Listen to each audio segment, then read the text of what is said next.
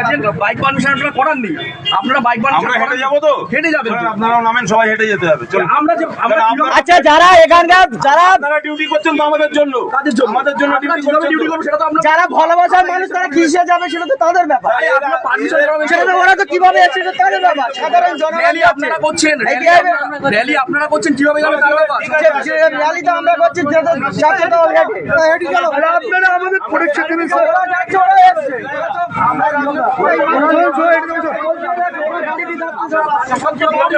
আপনারা বাইকে পারমিশন করেছেন, বাইক পারমিশন হয় না, এটা আপনিও জানেন আমিও জানি। সেটা করাতে লাগবে না।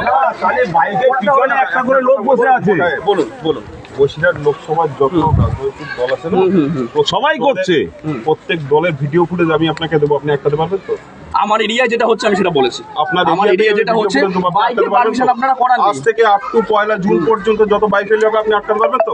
যার জুরিডিকশন হবে তাকে বলবেন, যার জুরিডিকশন হচ্ছে তাকে বলবেন। না, আপনি আইনি ব্যবস্থা নেবেন, আইনি ব্যবস্থা নেবেন। আমি আমার এরিয়াতে বলছি বাইক পারমিশন আমাদের করান। আমরা বাইক র্যালি করিনি, এক মিনিট, আমাদের বাইকে একটা ঝান্ডা বাঁধা নেই।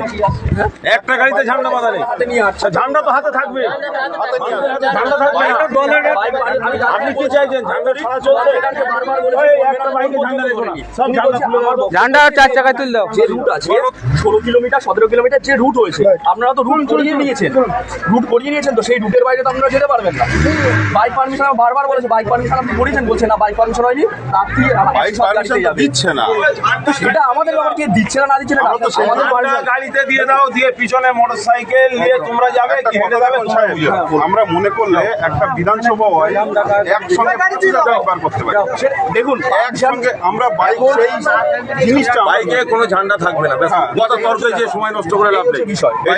এটাই সিস্টেম, পুলিশকে দিয়ে এইভাবেই হ্যারেজ করা হবে, সময় নষ্ট করা হবে। চলো, না এটাই আপনাদের সিস্টেম, এটা আমরা জানি। চলো।